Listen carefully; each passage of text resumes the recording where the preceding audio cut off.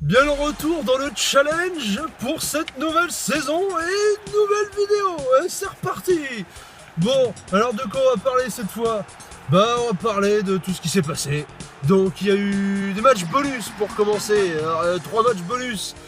Dont le PSG-OM, match bonus de merde, j'y étais, je peux le confirmer. Il est 0-0, c'était horrible, pire match de tous les temps de la Ligue 1, je sais pas quoi, à part un tir cadré de l'OM qui est du jamais vu depuis 10 ans dans tous les matchs de la Ligue 1.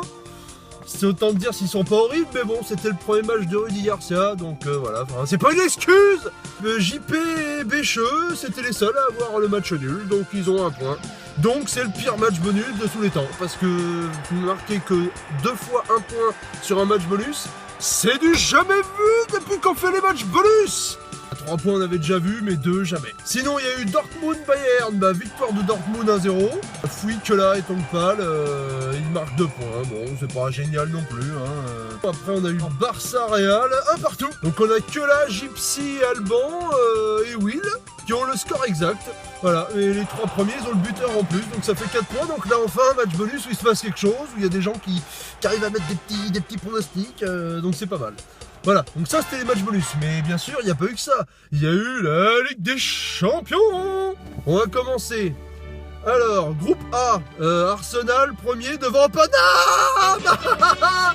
Paname, dégueulasse, Paname, les Buzz. Les mecs, ils avaient tout fait pour être premiers, ils avaient plus qu'à battre Ludo Goretz chez eux. Eh ben non, ils n'y arrivent pas. Ils n'y arrivent pas, pourquoi? Parce que Di Maria il est horrible depuis le début de la saison, parce que la défense elle est en papier mâché, et parce que le nouvel entraîneur il nage dans la semoule.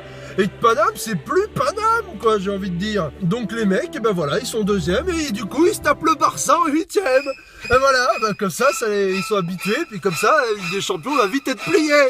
Même si c'est pas le Barça qu'on a connu, mais bon, c'est quand même le Barça. Il y a que Fouille. Il y a que Fouille qui le savait qu'Arsenal, ils allaient finir premier du groupe et Paname deuxième.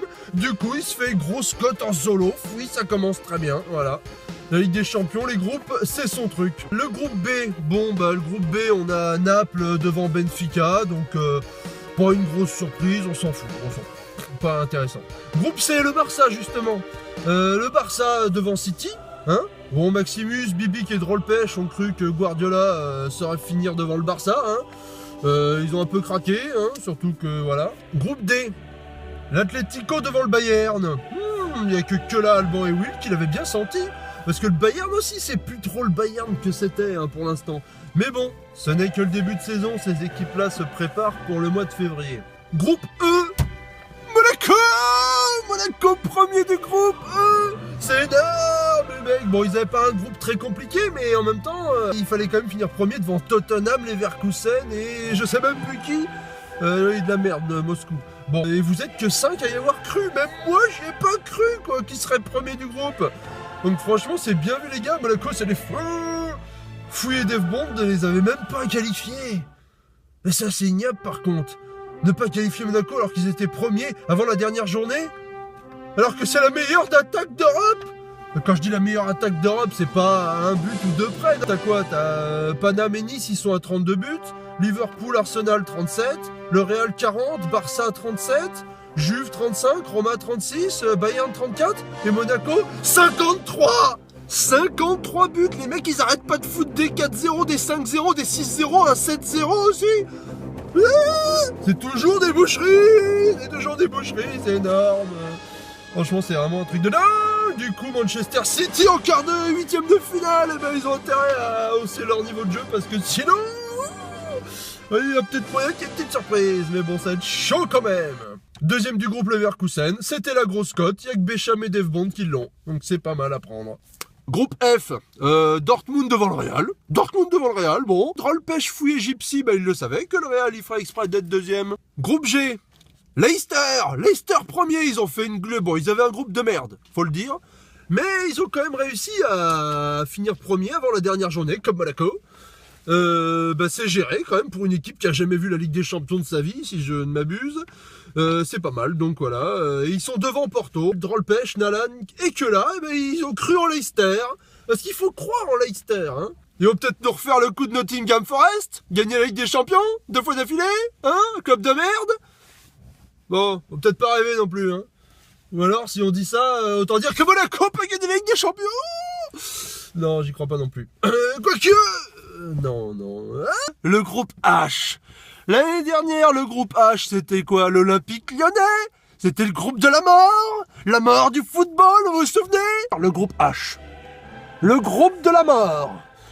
Le groupe de la mort du football.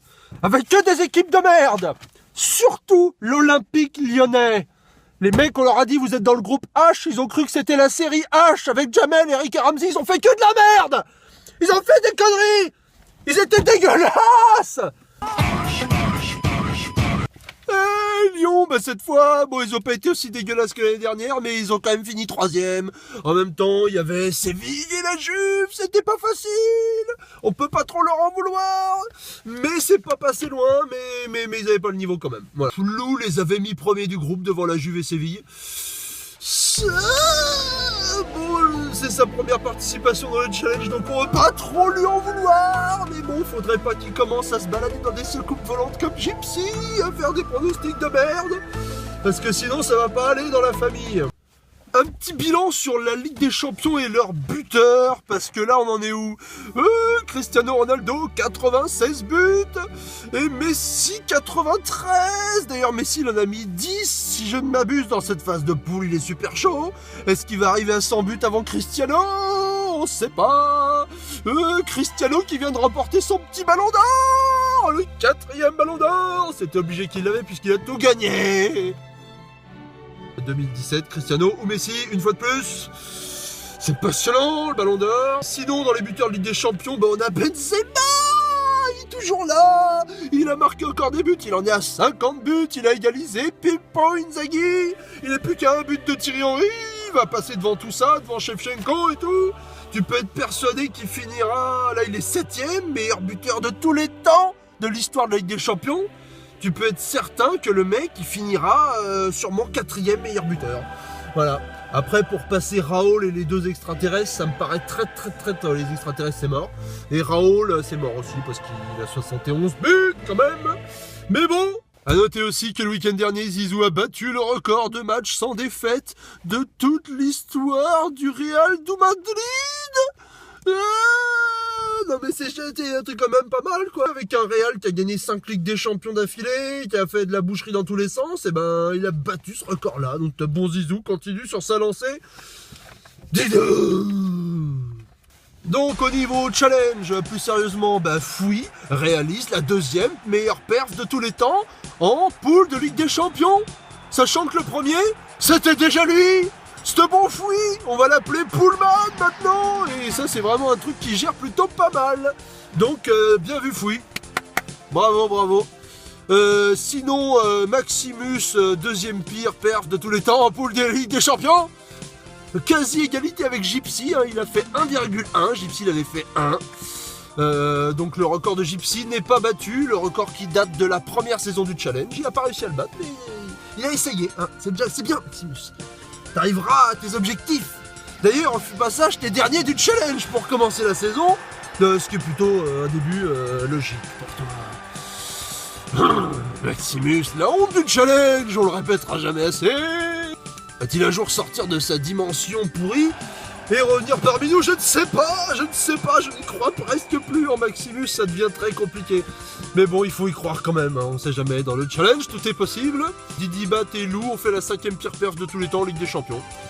C'est de la merde, mais bon, c'est pas dramatique non plus, mais bon, c'est quand même jamais très glorieux d'être dans ces records-là.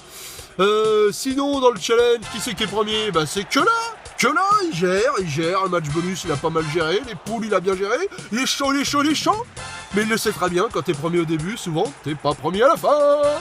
Donc, ça lui est déjà arrivé et il sait ce que c'est. Bon, bref, d'ailleurs je crois même qu'il avait fini dernier la dernière fois que ça lui est arrivé. Bref, on s'en fout. Bon, et ben voilà, c'était la première news du challenge. C'est parti pour une saison de folie. On va voir ce qui se passe. Allez Monaco. Et c'est parti pour le challenge. A bientôt dans le monde merveilleux du challenge.